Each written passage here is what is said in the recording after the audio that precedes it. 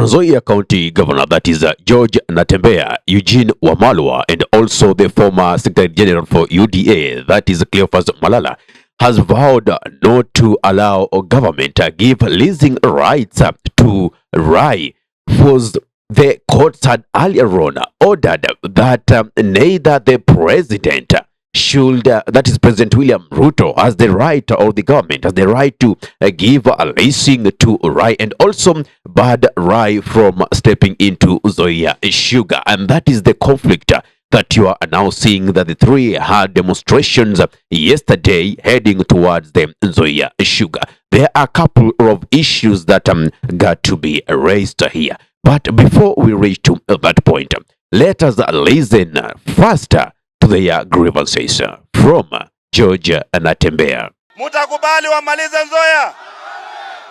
Huyu muhindi ambaye anapewa Nzoia sasa alidanganya serikali akapewa panipepa. Webuye ilikuwa inaendelea mzuri. Ukienda Webuye za hizi imekufa, si ndio? Hata hii Bukembe, huyu muhindi akiingia hapa Bukembe itakuwa imekufa. Haimaanishi kwamba kama kampuni ya serikali inafanya vibaya inauzwa. Kenya Airways haifanyi vizuri, KVDA haifanyi vizuri, mauniversity za Kenya hazifanyi vizuri. Hata serikali ya Kenya, kama kuna kitu nataka kukua list, ni serikali ya Kenya, si ndio? Imekuwa list. Sasa watu wetu tusikubali mali yetu yaribiwe. Na ndiposa mimi nimekuja hapa leo, na tukisema hata wakileta vyombo vya dola, hata wakileta jeshi, kama mwananchi ameamua, si ndio?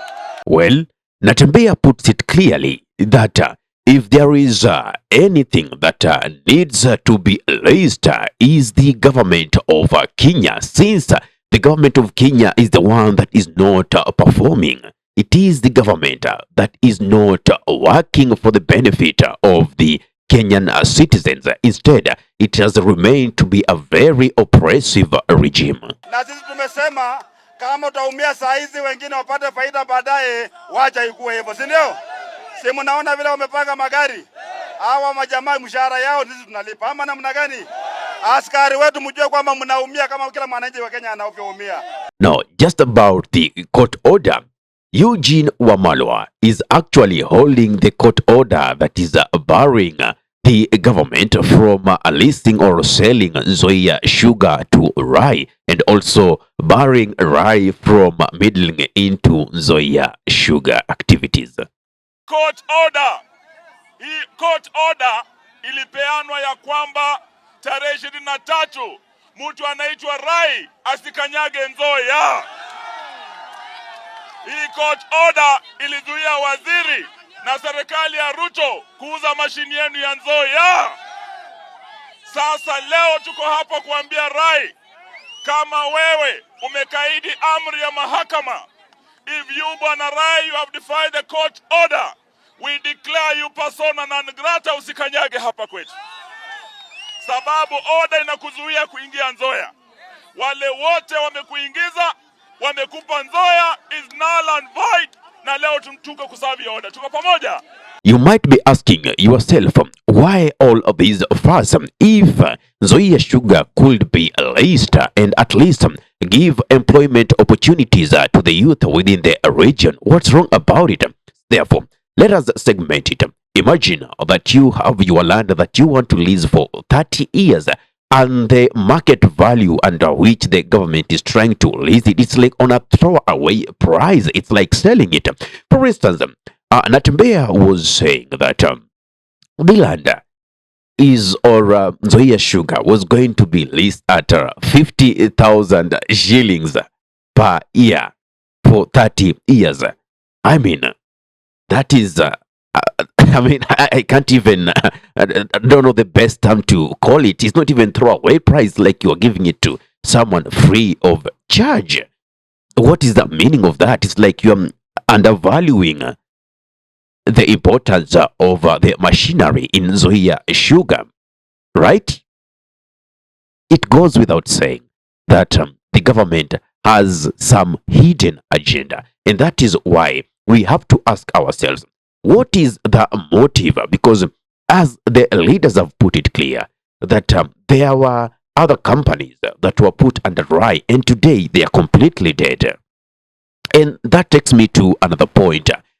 Peter Salasya, the member of parliament for Mumias East, yesterday concluded his coastal tour. And one thing that he said, Kenya was known as an industrial and an agricultural country. Unfortunately, today as we speak, we don't have much industries that have employed Kenyans. We don't have much industries that have employed Kenya in terms of agricultural sectors. Ndio hata nimekuwa kule Mombasa, nikawaambia tulikuwa tukiwa dogo, tulikuwa tunasoma Mombasa refinery, zote zilianguka. Nikawaambia wakati wa Moi, nchi ya Kenya, it was an industrial country and it was an agricultural country. But leo hii zile kampuni zote, majority of them zime close down. Na ile tuko ambazo tuko nazo ni go down. Ndio juzi wa bunge alisema the young people are bitter with the leadership that is happening today. They are not bitter because of anything else, but because there's no job opportunities in this country. Na ukiona kama viongozi wanasema kwamba watu waende kule Saudia, watoto wetu wanaenda kuteseka huko, wanaenda kukufia kule wasichana wetu because they are looking for a greener pasture. Wengine wanaacha mabwana zao, wanarudi, contract inaisha, hata kurudi peke yake na kwa shida. And yet we can create our own job opportunities today. And so many Kenyans are languishing in poverty, and Kenyans are angry. Why? They were told and meant to believe that go study hard so that you are going to get a good job. Now, they studied, but now the misery of getting a job is still so evident in this current age and time. And the most uncouth thing is the government trying to export labor to other countries. And we know, like the Arab countries, the mistreatment that comes along with it. Just recently, we saw Alfred tour. It's turning out to be a scam about the jobs that they were promising Kenyans abroad. Many people have paid all the fees, some up to the tunes over 200, 400, 500,000, depending on what type of job you are seeking. And some of them took loans. They are yet to be given those jobs. Right? So that is why PK Salasya is actually now campaigning to at least tell the Kenyans, I am a youth, I'm here, I'm offering myself for the presidency because everything is going wrong with this country and we need fresh blood. You see, many a times during the campaigns, these politicians give us promises. They promise us heaven on earth.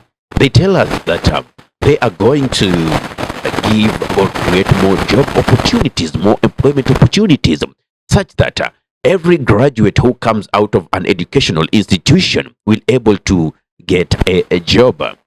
But what is happening? Taxes are being hiked day in, day out.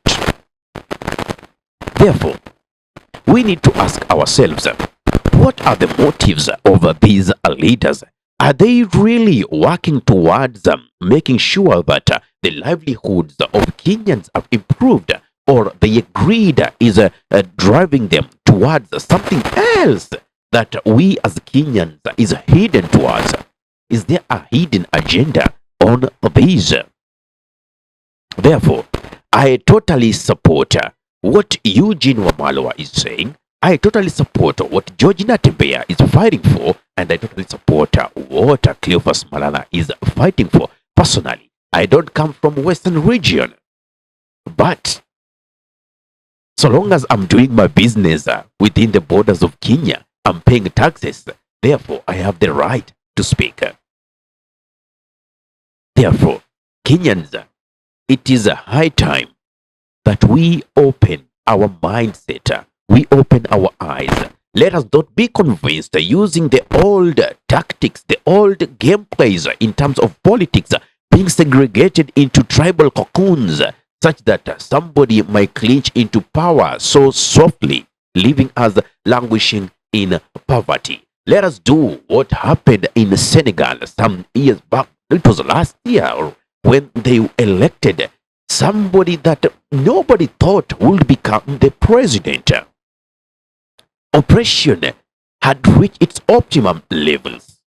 And that is the kind of thing that we are seeing in most governments in Africa. Kenya is not an exception. And we got to do all we got to do to liberate ourselves. As the leader says, the Gen Zs, the young generation, you are the saviors of these people. Take IDs, register as voters. They averagely estimated 8 million unregistered voters. Do so that you would make an impact by your vote to make sure you are putting intellectual people who are guided by integrity and competent leaders to help steer this nation towards the right direction. What is your comment? Kindly give me a thought in the comment section below.